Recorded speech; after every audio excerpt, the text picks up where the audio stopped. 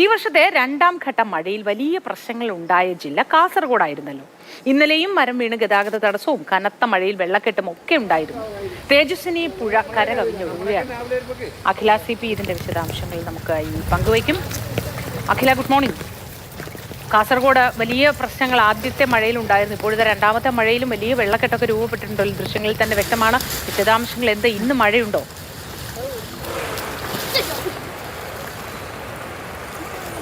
മൊത്തം കാസർഗോഡ് ഇപ്പോഴും ശക്തമായ മഴ തുടരുകയാണ്. നേരത്തെ സൂചിപ്പിച്ചതുപോലെ ഈ തേജസ്വിനി പുഴ, കാര്യങ്കോട് പുഴ, ഇത്തരത്തിൽ ഉപ്പള പുഴ തുടങ്ങിയവയെല്ലാം കരകവിഞ്ഞൊഴുകുകയാണ്.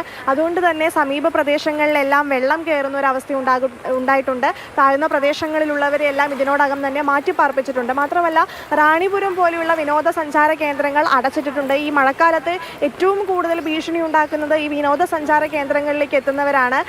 നേരത്തെ നമ്മൾ സൂചിപ്പിച്ചു, ഒരു വെള്ളക്കെട്ട് രൂപപ്പെടുമ്പോഴോ അല്ലെങ്കിൽ ഒരു ചെറിയ വെള്ളക്കെട്ട് രൂപപ്പെടുമ്പോഴോ തന്നെ വിനോദസഞ്ചാരികൾ അങ്ങോട്ട് കൂട്ടമായി കാണാനെത്തുകയാണ്. അതുകൊണ്ട് തന്നെ അവർ വലിയ രീതിയിലുള്ളൊരു ഭീഷണി ഉണ്ടാക്കുന്നുണ്ട് എന്നുള്ളതാണ് ഏറ്റവും പ്രധാനപ്പെട്ട കാര്യം. മാത്രമല്ല, കാസർഗോഡ് തീരദേശ പ്രദേശത്ത് വലിയ രീതിയിലുള്ള തിരമാലകൾ രൂപപ്പെടുന്നുണ്ട്. അതും പ്രദേശവാസികൾക്ക് വലിയൊരു ഭീഷണി ഉണ്ടാക്കുന്നുണ്ട്.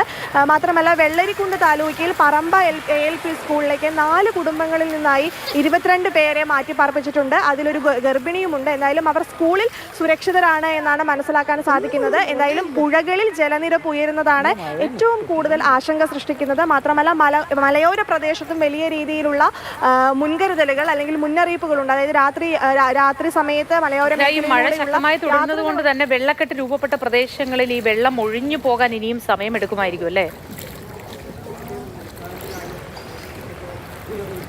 അതേ മോത്തി, കാരണം നമുക്കറിയാം 2-3 ദിവസമായി ശക്തമായ മഴയാണ്. ഇടതടവില്ലാതെ മഴ പെയ്തുകൊണ്ടേയിരിക്കുകയാണ്. അതുകൊണ്ട് തന്നെ വെള്ളക്കെട്ട് പോകാൻ അല്ലെങ്കിൽ അത് കുറയാൻ അനവധി സമയമെടുക്കുമെന്ന് തന്നെയാണ് മനസ്സിലാക്കുന്നത്.